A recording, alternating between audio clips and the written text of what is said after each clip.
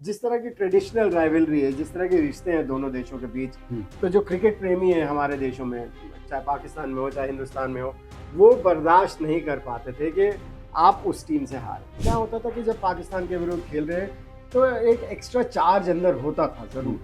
आप अपने आप को उस हिसाब से प्रिपेयर भी करते थे जो आपको पुश करके रखते थे, जैसे कपिल देव की बात कर लें या सुनील गावस्कर सर की बात कर लें, वो आपको एक पुश देते थे, मोटिवेट करते थे। मोहिंदर अमरनाथ की बात कर लें, हमारे टाइम की अगर आप बात करें जावेद मियांदाद का तो आपने नाम ले दिया। इमरान खान साहब एक ऐसे थे जो बड़े लड़ाके थे। ज़ाहिर अब्बास शांत रहते थे लेकिन कभी कभी फट पड़ते थे। नहीं, वो फटते नहीं थे, वो बैट से ही काम करते रहते थे अपने। एक इस तरह का एटीट्यूड होता है कि हाँ 15 साल का लड़का हमारे सामने। मुझे ऐसा लगता है कि वो जब बॉलिंग करते थे तो उनके जहन में ये होता था कि इसको मजा चखाएंगे। ये इंडिया में इसके लिए कहे जा रहे हैं कि ये स्टार बनने वाला है, ये सुपरस्टार बनने वाला है, तो इसको मजा चखाना। कि अपने कोच को जाके स्पेशली मिला और मैंने कहा कि सर एक लड़का है, नाम याद रखिएगा, सचिन तेंदुलकर। अच्छा, ये स्टार बनने वाला है, ये सुपरस्टार बनने वाला है। मुझे ये नहीं पता था कि इतना बड़ा सुपरस्टार भगवान बन जाएगा। जनरल मुशर्रफ को ही देखिए, बिल्कुल बिल्कुल। वो बोलते रहे कि क्रिकेट खेलेंगे, ब्रिज बनेगा, और वो करगिल में उन्होंने क्या हरकत और रूल कि रिश्ते सही करने की अगर आप नियत दिखाओगे तो ऐसा कुछ हो सकता है। अगर आप नियत ही नहीं दिखा रहे हैं, आप बोले कुछ और हरकतें कुछ और करें, जैसे आपने जिक्र किया पठानकोट का या और भी जो इंसिडेंट्स हुए, तो वो इंटेंशन ही नहीं है उनकी कि किसी तरह से रिश्ते सुधारे जाए। मैंने बड़े क्रिकेटर्स को कहते हुए सुना है, पाकिस्तान के क्रिकेटर्स को, कि सियासत को अलग रखें और क्रिकेट को अलग, स्पोर्ट्स को अलग रखें। कैसे हो सकता है भाई? बुमराह के बिना थोड़ी सी बॉलिंग हल्की लग रही है। विराट कोहली की फॉर्म उतनी अच्छी नहीं है। रोहित शर्मा ने हालांकि सेंचुरी लगाई है, विराट कोहली ने आखिरी वनडे में इंग्लैंड के खिलाफ अर्धशतक लगाया, लेकिन वो पॉइंट ऑफ कंसर्न है ऑन द डे कौन अच्छा खेलता है उसके ऊपर भी बड़ा कुछ निर्भर करता है। तो मैं बड़ी बड़ी बातें नहीं बोलूंगा कि पाकिस्तान का कोई चांस नहीं है, हम लोग उनको बुरी तरह से हरा देंगे। मैं इस तरह की बातें करने में विश्वास नहीं रखता। मैं एज ए स्पिनर जब सोचता हूँ तो मुझे लगता है कि ऐसी पिचेस के ऊपर स्पिनर जो जेन्युइन होगा ना, उसको बड़ा फायदा मिलना चाहिए, और हमारे पास ऐसे स्पिनर्स हैं। बड़ा इम्प्रेस, मैं उनसे बड़ा इम्प्रेस हूँ। मैंने उनको जितना जितना देखा है, जब उनकी फिटनेस लेवल पूरी होती है, वो मुझे लगता है कि आने वाले टाइम में अगर उनकी फिटनेस बरकरार रही तो वो पाकिस्तान के स्टार बनेंगे। और शाहीन आफरीदी, हाँ ये जरूर है कि वो उनके लिए पॉइंट ऑफ कंसर्न है, उनकी जिस तरह की फॉर्म रही है। नमस्कार, आप देख रहे हैं क्रिकेट विद करुण, और आज हम आपको मिलवाएंगे वैसे क्रिकेटर से जिनका पाकिस्तान के खिलाफ तो शानदार रिकॉर्ड रहा ही है, जिनके सामने बड़े बड़े बल्लेबाज घबराते रहे आने से। तो अगर आपको देखें तो पाकिस्तान के जो भी दिग्गज खिलाड़ी थे, जावेद मियांदाद जैसे अगर कहें, तो उनके सामने दूसरे गेंदबाज नर्वस होते थे, लेकिन जब मनिंदर के सामने आते थे तो वो खुद नर्वस हो जाते थे। जी हां, खुद मनिंदर सिंह इस वक्त हमारे साथ मौजूद है और इनसे जानेंगे कि क्या अनुभव भारत और पाकिस्तान के बीच मुकाबले का होता है। मनिंदर जी, बहुत बहुत स्वागत है आपका। Thank you. अगर भारत और पाकिस्तान का मुकाबला, हाई वोल्टेज मुकाबला हमेशा कहते हैं, एक बार फिर से भारतीय टीम चैंपियंस ट्रॉफी के लिए पहुंची है, दुबई गई है, हालांकि पाकिस्तान से 23 फरवरी को मुकाबला। उससे पहले जो है वो तमाम चीजें सामने आ रही है। भारत और पाकिस्तान के बीच जो पहले मुकाबले होते रहे हैं उसके बारे में बातचीत हो रही है। आप भी पाकिस्तान के खिलाड़ियों के सामने रहे, उस वक्त कैसा माहौल होता था और अब कैसा माहौल होता है, अगर दोनों की तुलना करें? देखिए, अब मुझे लगता है कि थोड़ा सा माहौल उतना गर्म नहीं है जितना उस समय हुआ करता था, क्योंकि उस समय बहुत देर देर के बाद दौरे होते थे और बहुत देर देर के बाद इन टीमों के बीच मैच होते थे। ज़्यादातर मैच शारजा में होते थे। तो एक वो प्रेशर तो रहता ही था, दोनों टीमों को रहता था। ये ऐसा नहीं कि हमारी टीम को रहता था या सिर्फ उनकी टीम को रहता था, क्योंकि जिस तरह की ट्रेडिशनल राइवलरी है, जिस तरह के रिश्ते हैं दोनों देशों के बीच, तो जो क्रिकेट प्रेमी है हमारे देशों में, चाहे पाकिस्तान में हो चाहे हिंदुस्तान में हो, वो बर्दाश्त नहीं कर पाते थे कि आप उस टीम से हारे। लेकिन आप कह रहे हैं कि माहौल पहले जैसा गर्म नहीं होता है, लेकिन मुकाबला तो पहले की तरह ही हाई वोल्टेज होता है। हाई वोल्टेज इसलिए होता है क्योंकि इंटरनेशनल क्रिकेट है। इंटरनेशनल क्रिकेट में आप किसी भी टीम के खिलाफ खेलेंगे तो वो हाई वोल्टेज रहता ही है, इसमें तो कोई शक की बात नहीं है। लेकिन जैसे मैंने कहा कि ट्रेडिशनल राइवलरी है इन दोनों देशों के बीच में, जिस तरह के रिश्ते हैं, उसकी वजह से थोड़ा सा वो वोल्टेज और हायर हो जाता है। सो वो तो रहेगा, वो हमेशा रहेगा, क्योंकि रिश्ते ही ऐसे हैं दोनों देशों के बीच। कुछ खिलाड़ी इसे और भी जो है वो हाई वोल्टेज कर देते हैं। आपके दौर में कुछ वैसे खिलाड़ी, जावेद मियांदाद की बात हम लगातार करते हैं, आपकी गेंदें जो है उनको काफी परेशान करती थी, और वो जो उनके सिक्स जो है वो भी सबको याद है कि भारत के खिलाफ वो किस तरीके के खिलाड़ी थे। वैसे कुछ खिलाड़ियों को लेकर आपका अनुभव? देखिए, बेसिकली जब अगर मेरे टाइम की बात करें तो क्या होता था कि जब पाकिस्तान के विरुद्ध खेल रहे हैं तो एक एक्स्ट्रा चार्ज अंदर होता था ज़रूर। आप अपने आप को उस हिसाब से प्रिपेयर भी करते थे। हालांकि जब भी इंटरनेशनल क्रिकेट खेल रहे हैं तो आपको अपने आप को, अपने खेल को उठाना पड़ता था, खुद से बात करनी पड़ती थी, खुद को मोटिवेट करना पड़ता था। और लकीली कुछ सीनियर खिलाड़ी ऐसे होते थे जो आपको पुश करके रखते थे, जैसे कपिल देव की बात कर लें या सुनील गावस्कर सर की बात कर लें, वो आपको एक पुश देते थे, मोटिवेट करते थे। मोहिंदर अमरनाथ की बात कर लें, तो अपनी वो जो चार्जिंग जो होती है ना अंदर, उसको तो बढ़ाना ही पड़ता था। और हमारे टाइम की अगर आप बात करें, जावेद मियांदाद का तो आपने नाम ले दिया, इमरान खान साहब एक ऐसे थे जो बड़े लड़ाके थे। जाहिर अब्बास शांत रहते थे लेकिन कभी कभी एटीट्यूड फट पड़ते थे। नहीं, वो फटते नहीं थे, वो बैट से ही काम करते रहते थे अपने। कई खिलाड़ी ऐसे होते हैं दुनिया में जो they let their bat do the talking. So उस तरह के थे ज़हीर अब्बास साहब। वसीम अकरम की बात करें, वो एक लड़ाका क्रिकेटर था। वकार यूनिस की बात करें, वकार यूनिस और वसीम अकरम का मैं नाम जब ले रहा हूँ तो वो इमरान खान साहब ने उनको मोटिवेट किया, उन्होंने उनको पुश किया था इंटरनेशनल क्रिकेट में। सो इमरान खान साहब जब, वो तो वैसे ही बड़े लड़ाके क्रिकेटर थे, ऐसा कुछ बोलते नहीं थे, बट वो भी एक्शन में होता था। एटीट्यूड वाइज आई थिंक बड़े मोटिवेटेड रहते थे हर समय। सो इंडिया के खिलाफ उनका भी यही रवैया रहता था कि जब इंडिया के खिलाफ खेलते थे तो उनका एक अलग तरह का रवैया रहता था। वही उन्होंने इनकलकेट किया वकार यूनिस और वसीम अकरम में।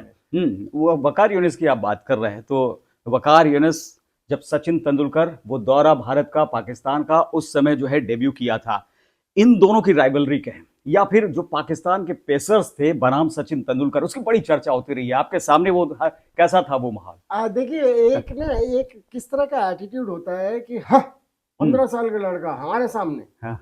मुझे ऐसा लगता है कि वो जब बॉलिंग करते थे तो उनके जहन में ये होता था कि इसको मजा चखाएंगे।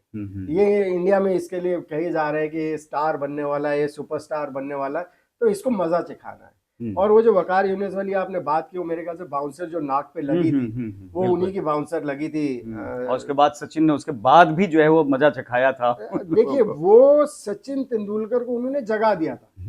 जो उनके अंदर हुनर तो बहुत था, क्योंकि सचिन का मैं एक छोटा सा एग्जांपल आपको बताता हूँ। सचिन तेंदुलकर का, वो 15 साल के थे जब दिल्ली से हम रणजी ट्रॉफी मुंबई के अगेंस्ट खेल रहे थे मुंबई में, और उन्होंने दोनों इनिंग्स में 100 किया था। और मैंने वापस आके अपने कोच को जाके स्पेशली मिला और मैंने कहा कि सर, एक लड़का है, नाम याद रखिएगा, सचिन तेंदुलकर। अच्छा, ये स्टार बनने वाला है, ये सुपरस्टार बनने वाला है। मुझे ये नहीं पता था कि इतना बड़ा सुपरस्टार, भगवान बन जाएगा, क्रिकेट का भगवान ही बन जाएगा। बिल्कुल, ये नहीं पता था, लेकिन कुछ अलग उनमें दिखता था। सो वो जो वकार यूनिस का बाउंसर लगा ना, मुझे लगता है कि कहीं भी थोड़ी बहुत जो नर्वसनेस थी इंटरनेशनल क्रिकेट खेलने की सचिन तेंदुलकर की, वो उन्होंने उनको जगा दिया कि अब आप 15 साल के नहीं रहे, अब आप मर्द बन चुके हो, क्योंकि मर्दों के साथ खेल रहे हो। और वो ऐसे मर्द बने के देखिए क्या कमाल कर दिया। 100 centuries in international cricket, great. Pakistan के साथ साथ दुनिया के तमाम गेंदबाज उनके सामने आने से पहले 100 बार सोचते हैं कि भाई हमें नहीं, पहले उससे ओपन करा दो, सचिन को पहले देख लो, निपटा दो, फिर हम देखेंगे। 26/11 2008 की अगर हम बात करें, उसके बाद बहुत चीजें बदली। उसके पहले पाकिस्तान के साथ जो हमारा रिश्ता, उसके बाद पाकिस्तान के साथ हमारा रिश्ता, पहले बायलैटरल सीरीज भी होती थी, बायलैटरल सीरीज अब नहीं होती है। आईसीसी टूर्नामेंट्स होते हैं, पहले भी होते थे, अब जो होते हैं भारत का पलड़ा भारी रहता है। तो इसमें दो सवाल यहां उठ गए। एक तो बायलैटरल सीरीज, उसको लेकर आपकी क्या सोच है? क्योंकि भारत की तरफ से कहते हैं कि भाई खिलाड़ी तो हमको अगर बोलेंगे तो हम खेल लेंगे, लेकिन बोर्ड कहता है कि भारत सरकार का जो रवैया रहेगा।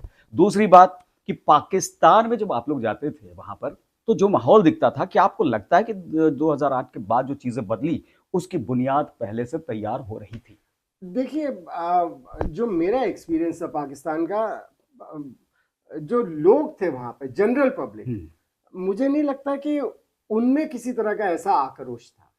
वो बहुत अच्छी तरह से ट्रीट करते थे हमें, लेकिन उनकी जो पॉलिटिकल लाइनअप है ना, और उनके जो जनरल्स थे, वो उनका बने रहने के लिए इस तरह से उकसाते रहना, मेरे ख्याल से मुझे ऐसा लगता था कि वो इसलिए इस तरह से उकसाया करते थे क्योंकि उनको अंदर से तो पता था कि हिंदुस्तान से हम लड़ नहीं सकते लेकिन वो सिर्फ बातें करके अपनी जगह बनाए रखना चाहते थे। आप जनरल मुशर्रफ को ही देख लीजिए, बिल्कुल बिल्कुल, वो बोलते रहे कि क्रिकेट खेलेंगे, ब्रिज बनेगा, और वो करगिल में उन्होंने क्या हरकत की। और महेंद्र सिंह धोनी को कि अपने बाल कटवाइएगा मत, हाँ, और धोनी ने आते कहा कटवा लो। हाँ, वो बेसिकली देखिए ऊपर से मीठा बन के पीछे से वो ये हरकतें ये शोभा भी नहीं देती हैं कि उससे इंटेंशन भी पता चल जाती है कि आप रिश्ते अच्छा करना ही नहीं चाहते। सो मेरे ख्याल से जो इस समय इंडिया का स्टैंड है मैं बिल्कुल उसके साथ हूँ। बिल्कुल, ये बायलैटरल सीरीज बिल्कुल नहीं होनी चाहिए। आप रिश्ता अगर सही करना चाहते हैं तो फिर बायलैटरल सीरीज के बारे में भी सोचा जा सकता है। आप करना ही नहीं चाहते सही। अब हमारे प्राइम मिनिस्टर साहब वहां स्पेशली गए, वहां पे उनकी कोशिश कितनी, हमें तो पता है ना, हम तो जानते हैं कि कितनी कोशिश की कि किसी तरह से ये रिश्ते सुधर जाएं, लेकिन वो चाहते ही नहीं है सुधारना। उरी और पठानकोट कर देते हो। नहीं, उनकी रोटी इस पे सिक रही है। उनका जो पॉलिटिकल करियर है वो सियासी रोटियां इस पर सेक रहे हैं, वो सेक रहे हैं। सो वो रिश्ता सही करना ही नहीं चाहते हैं और उसकी वजह से आप उनका हश्र भी देख लीजिए क्या हो चुका है। सो आई थिंक ये बिल्कुल सही फैसला है कि उनके साथ बायलैटरल सीरीज तो बिल्कुल नहीं हुई। लेकिन जो वहां के फैंस हैं, क्रिकेट बोर्ड के जो अधिकारी हैं पीसीबी के, वो भी बड़ी उम्मीद कर रहे थे कि लाहौर में हम मैच करवा देते हैं, कम से कम दुबई की बात ना कर भाई, लाहौर आ जा, अमृतसर वापस लौट जा, कुछ ऐसे अरेंजमेंट की बात कर रहे थे इस बार। देखिए वो भी बातें हैं, उनको भी पता ही होने वाला नहीं है क्योंकि मोदी सर के होते हुए वो तो सिंपल है रूल कि रिश्ते सही करने की अगर आप नियत दिखाओगे तो ऐसा कुछ हो सकता है।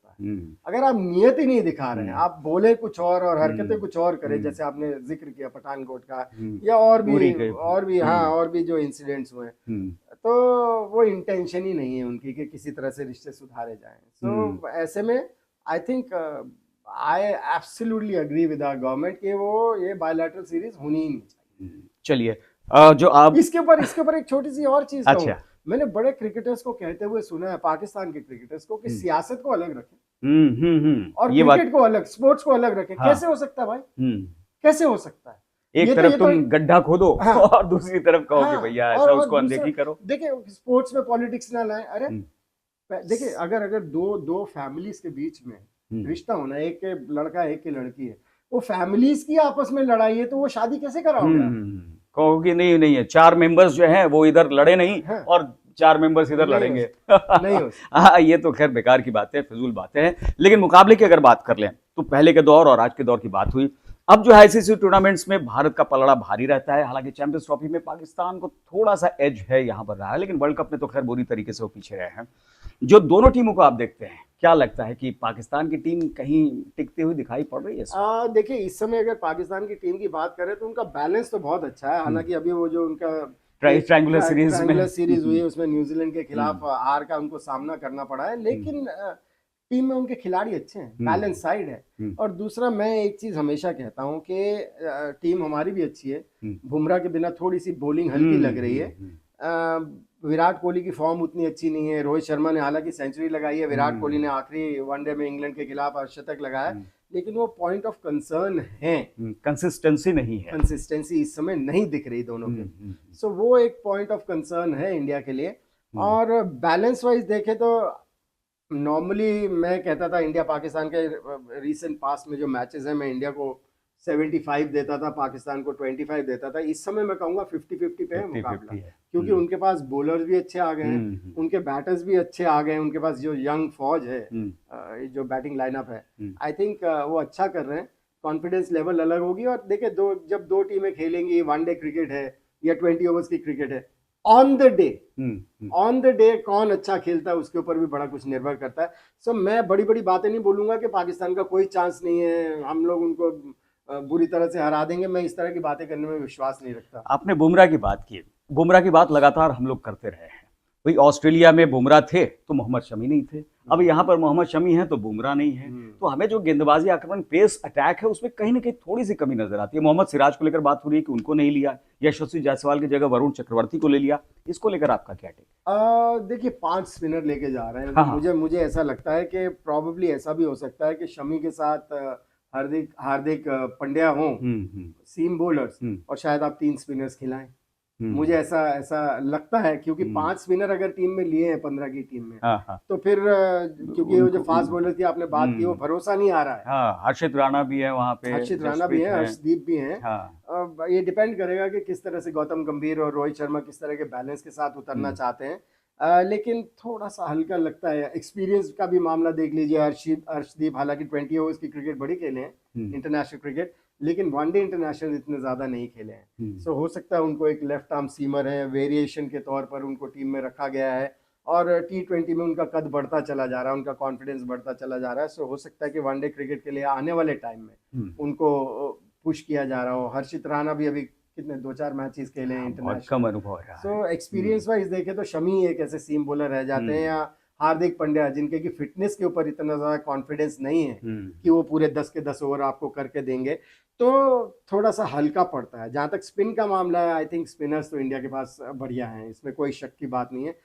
बैटिंग का कंसर्न मैं आपको पहले ही बता चुका हूँ, तो इसलिए इस समय वो कॉन्फिडेंस नहीं आता जहां कह दे कि 75% चांसेस है कि इंडिया ही जीते। 5 स्पिनर्स में हमने एक रिपोर्ट दिखाई थी जो वहां से कि जो दुबई में 10 स्ट्रिप्स हैं, वहां पर पिचेस हैं, उनमें से 2 पिचेस को एकदम फ्रेश रखा गया है। पहले जो मुकाबले होने चाहिए उस पर पहले आईसीसी ने क्लियर कर दिया कि भाई 8 पर तो खेलो, 2 को रखो ताकि फ्रेश पिच।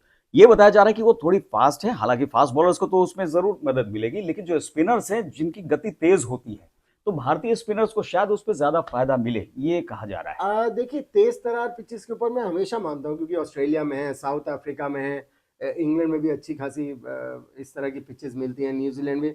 मैं एज अ स्पिनर जब सोचता हूँ तो मुझे लगता है कि ऐसी पिचेस के ऊपर स्पिनर जो जेन्युइन होगा ना, उसको बड़ा फायदा मिलना चाहिए, और हमारे पास ऐसे स्पिनर्स हैं, इसमें कोई डाउट नहीं। पिछले कुछ समय से वरुण चक्रवर्ती की खूब बातें हो रही हैं, उन्होंने T20 में तो दिखाया, वनडे में भी काफी रहे, कमाल कर दिया उन्होंने, कमाल कर दिया। देखिए इस बार भी उम्मीद उन्हीं से ज्यादा है। अब डिपेंड करता है कि कैसे बैलेंस के साथ जाते हैं, क्योंकि कुलदीप यादव भी हैं जो फ्लाइट करके बॉल करते हैं, उनको बाउंस मिलना चाहिए अगर तेज तरार पिचेस हैं। वरुण चक्रवर्ती, उनको पकड़ पाना इतना आसान नहीं है, क्योंकि उनकी वेरिएशंस बढ़ गई। बॉलर वैसे ही कहते हैं। जी हाँ, जब वो पहले इंटरनेशनल क्रिकेट खेले थे, मुझे ऐसा लगता था थोड़े अनलकी रहे, क्योंकि दुबई में सब मैचेस हुए, विराट कोहली सारे टॉस हार जाते थे, बाद में बॉलिंग करनी पड़ती थी, बॉल गीली हो जाती थी। वैसे में वरुण चक्रवर्ती को थोड़ा सी मुश्किल हो रही थी, लेकिन उसके बाद 2 साल का और एक्सपीरियंस हो गया, T20 क्रिकेट खेलने लगे, फिर तमिलनाडु भी उनको व्हाइट बॉल क्रिकेट खिलाने लगी, तो और अनुभव हो गया। उसके बाद जो उन्होंने वापसी की है, कमाल कर दिया। सो आई थिंक बॉलिंग अटैक में अगर आप अक्षर पटेल को देख ले, बड़े क्लेवर बॉलर हैं, रविंद्र जडेजा के पास अच्छा खासा अनुभव है। सो आई थिंक अगर तेज तरार पिचेस हुई तो हमारे पास स्पिनर्स हैं जो उनका फायदा उठा सकते हैं। जो सलमान आ गए हैं वाइस कैप्टन पाकिस्तान के, उन्होंने कहा कि भाई हम एक मैच पे फोकस नहीं कर रहे, हम चैंपियंस ट्रॉफी जीतने पर फोकस कर रहे हैं। तो कहने का मतलब है कि कहीं ना कहीं हार तय मान रहे हैं भारत के खिलाफ, कि भाई टीवी शीवी मत फोड़ना, अपने फैंस को जो है वो मैसेज दे रहे हैं। नहीं, देखिए वहां पे जो होता है हारने के बाद, वो खिलाड़ियों के लिए अच्छा नहीं है, उनके मनोबल के लिए अच्छा नहीं है। जिस तरह से आपने जिक्र किया, टीवी फोड़ देते हैं लोग, और बच्चे बेचारे जब अपने देश वापस जाते हैं तो उनको जिस तरह से ट्रीट किया जाता है, अगर इंडिया से हार जाए तो वो कहीं से भी हार रहे हो तो बीच में रुक राक के फिर जाते हैं अपने देश वापस। ये होना नहीं चाहिए। ये देखिए स्पोर्ट है बेसिकली। और जहां तक आपने उनके वाइस कैप्टन की बात की, जो उन्होंने कमेंट किया, ये बेसिकली एक तरीका होता है करुण, अपने ऊपर से प्रेशर हटाने का, कि हम भी अपने ऊपर वो प्रेशर ना रखें। ट्रेडिशनल राइवलरी तो है, लोगों की एक्सपेक्टेशंस ही अलग हैं जब इंडिया पाकिस्तान के मुकाबले होते हैं, लेकिन आप जो जिस तरह के कमेंट्स करते हैं, जिस तरह की बातें बोलते हैं, वो प्रॉब्ली कई बार ऐसा भी होता है कि खुद के ऊपर प्रेशर ना बना ले, क्योंकि प्रेशर तो रहता है, लेकिन उस प्रेशर को थोड़ा काम डाउन करने के लिए आई थिंक उन्होंने बिल्कुल सही बात कही है कि हम चैंपियंस ट्रॉफी के ऊपर ही कंसंट्रेट कर रहे हैं, केवल इंडिया के मैच के ऊपर हम कंसंट्रेट नहीं कर रहे हैं। पहले से ही चीज़ें साफ कर ली है, दबाव भी हटाया है अपने ऊपर से, फैंस को भी ये संदेश है। आखिर में मनिंदर जी, आपसे ये जानना चाहेंगे कि अगर दो खिलाड़ी दोनों टीमों से नाम लें, अगर भारत पाकिस्तान से, कि 2 बल्लेबाज 2 गेंदबाज, 2 बल्लेबाज पाकिस्तान के, 2 गेंदबाज, जो कि लगता है कि इस मैच में काफ़ी इंपॉर्टेंट रोल निभा सकते हैं। देखिए, मुझे लगता है कि 2 नहीं, पूरे 11 के 11 बड़े इंपॉर्टेंट रहने वाले हैं। सो इसलिए 2 नाम लेना मेरे ख्याल से जस्टिस भी नहीं करेगा टीम से, क्योंकि रोहित कंसिस्टेंट नहीं है, विराट कंसिस्टेंट नहीं है। तो मैं आपको पहले कह चुका हूँ, वो एक कंसर्न है, पॉइंट ऑफ कंसर्न है इंडिया के लिए। आई थिंक जहाँ तक पाकिस्तान के खिलाड़ियों का सवाल है, 2 खिलाड़ी क्या उनके सभी खिलाड़ी हालांकि देख रहा था कि मोहम्मद रिजवान पिछले 5 मैचों में वो काफी अच्छा खेल रहे हैं, तो शायद कैप्टनसी जो है यहाँ पर तो ठीक ठाक उनका कैप्टन और वाइस कैप्टन बहुत बढ़िया दोनों खेल रहे बढ़िया हैं, खेल रहे हैं, बिल्कुल बहुत इसलिए। कंसिस्टेंटली परफॉर्म कर रहे हैं और डिफिकल्ट कंडीशंस में परफॉर्म कर रहे हैं, सो उनका भी कॉन्फिडेंस लेवल अलग ही होगा। और जब कप्तान कंसिस्टेंटली रन्स बना रहा हो ना, तो फिर वो टीम को मोटिवेट करने में ज्यादा कामयाब होता है। तो ये चीज उनके पास है, लेकिन इंडिया के पास भी एक एडवांटेज है। हालांकि गौतम गंभीर जब से कोच बने हैं, इतना अच्छा रिकॉर्ड नहीं है, लेकिन गौतम गंभीर को मैं जानता हूँ किस तरह से खुद को भी मोटिवेट कर सकते थे और किस तरह से टीम को भी मोटिवेट करने में मुझे उम्मीद है वो कामयाब होंगे, क्योंकि मैं उनको अंडर 16 के ज़माने से जानता हूँ। और आई थिंक इंडिया के पास भी कप्तान भी ऐसे हैं जो इतना परफॉर्म कर चुके हैं इंटरनेशनल क्रिकेट में। विराट कोहली का एक्सपीरियंस तो है ही, गौतम गंभीर भी हैं। सो इसलिए वो 2-2 नाम लेना मुझे जस्टिफाई नहीं करता है, क्योंकि ये टीम वर्क है और सभी 11 खिलाड़ी रोल निभाते हैं। लेकिन अगर देखा जाए तो आपकी गेंदें जो हैं वो 6 की 6 ये कहा जाता था, बिल्कुल अलग होती थी। अभी इस टीम में आपको कौन सा ऐसा खिलाड़ी लगता है, भारतीय टीम की बात करें, जो आपके पद चिन्हों पे है? देखिए वो ज़माना थोड़ा अलग था, ये ज़माना अलग है, क्योंकि आज के टाइम में T20 क्रिकेट भी आ गई है।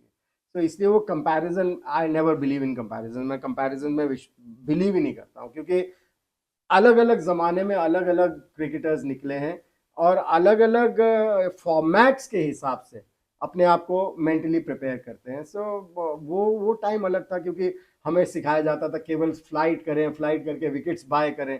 आजकल सिखाते हैं कि रन रोकना। अब 4 ओवर में कौन फ्लाइट करेगा अगर T20 क्रिकेट है। सो वो एक आदत बनती चली जाती है, जो कि वाइट बॉल क्रिकेट में चाहे 50 ओवर्स की जो अब होनी है उसमें भी फिर कैरी करती है, क्योंकि फ्लाइट करनी अब ज़्यादा स्पिनर्स ने सीखा नहीं है। सो आई डोंट थिंक कि कंपैरिजन किया जाना चाहिए। बाकी जहाँ तक हमारे स्पिनर्स का सवाल है, जितने भी स्पिनर्स टीम में हैं, मुझे लगता है बड़े काबिल स्पिनर्स हैं और मैं उम्मीद कर रहा हूँ कि वो अच्छा करेंगे और हिंदुस्तान को काफी मैचेस। एक चीज व्यूअर्स और जानना चाहते हैं, जो छूट गया था, कि भाई पाकिस्तान के फास्ट बॉलर्स और अपने बल्लेबाजों के बीच मुकाबला होता है, तो अभी जो है पाकिस्तान का पेस अटैक, उसमें कौन आपको लगता है सबसे ज्यादा जिनसे सावधान रहना चाहिए? क्योंकि मोहम्मद हसनैन है, वहां पर नसीम शाह है, हारिस रऊफ है और साथ ही साथ शाहीन शाह अफरीदी हैं। मैं नसीम शाह से बड़ा इम्प्रेस्ड हूँ, मैं उनसे बड़ा इम्प्रेस्ड हूँ। मैंने उनको जितना जितना देखा है, जब उनकी फिटनेस लेवल पूरी होती है, वो मुझे लगता है कि आने वाले टाइम में अगर उनकी फिटनेस बरकरार रही तो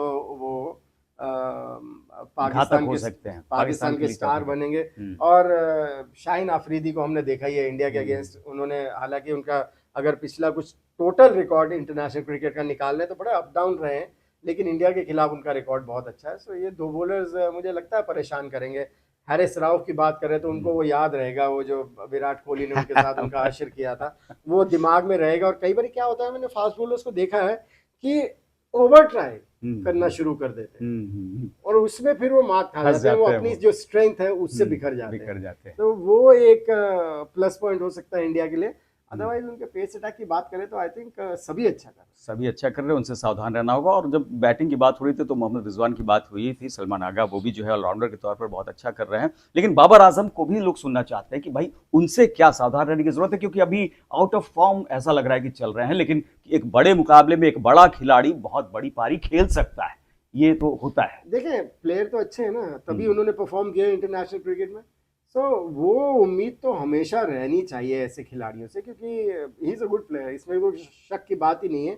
हाँ ये ज़रूर है कि वो उनके लिए पॉइंट ऑफ कंसर्न है, उनकी जिस तरह की फॉर्म रही है, तो वो पॉइंट ऑफ कंसर्न रहेगा। और मैंने कई पाकिस्तानी जो एक्स क्रिकेटर्स हैं उनको भी कमेंट सुने हैं कि बाबर आजम से ओपन कराना जहाँ तक हो सकता है पाकिस्तान के लिए, क्योंकि अच्छी लय में नहीं है, बहुत बॉलें ले लेते हैं सेटल होने के लिए, और वो थोड़ा सा नुकसानदायक हो सकता है, क्योंकि शुरू के जो पावर प्ले के ओवर्स हैं, अगर उसमें जो ओपनिंग बैट्समैन है फ़ायदा ना उठा पाए तो फिर टीम को काफ़ी नुकसान हो सकता है। सो बाबर आजम की जो फॉर्म है वो पाकिस्तान के लिए कंसर्न का एक इशू है। कंसर्न है, भारत के लिए बड़ी अच्छी बात है वो इसी लय में रहे तो ज़्यादा अच्छा होगा। मनिंदर जी, हमसे बातचीत करने के लिए बहुत बहुत शुक्रिया। तो देखा आपने कि तमाम पॉइंट्स पे चर्चा हुई, कैसी कैसी कहानियां भी आपके सामने आई कि वो एक दौर था जब पाकिस्तान जाते थे, भारतीय टीम जाती थी, वहां पर भी सचिन तेंदुलकर जैसे खिलाड़ी, उनका जलवा देखने के लिए फैंस बेचैन रहते थे। खुद मनिंदर सिंह जब जाते थे तो अपनी गेंदों से कैसे चकमा देते थे। इस वक्त भी हाई वोल्टेज मुकाबला एक और ऑन कार्ड्स है, तो तमाम अपडेट्स हम आप तक पहुंचाते रहेंगे। आप लगातार हमारे चैनल पर बने रहिए और जिन लोगों ने अभी तक हमारे चैनल को सब्सक्राइब नहीं किया है, अभी के अभी कर लें और तमाम अपडेट्स हम तक हमसे आप लेते रहें। फिलहाल इजाजत दें, नमस्कार।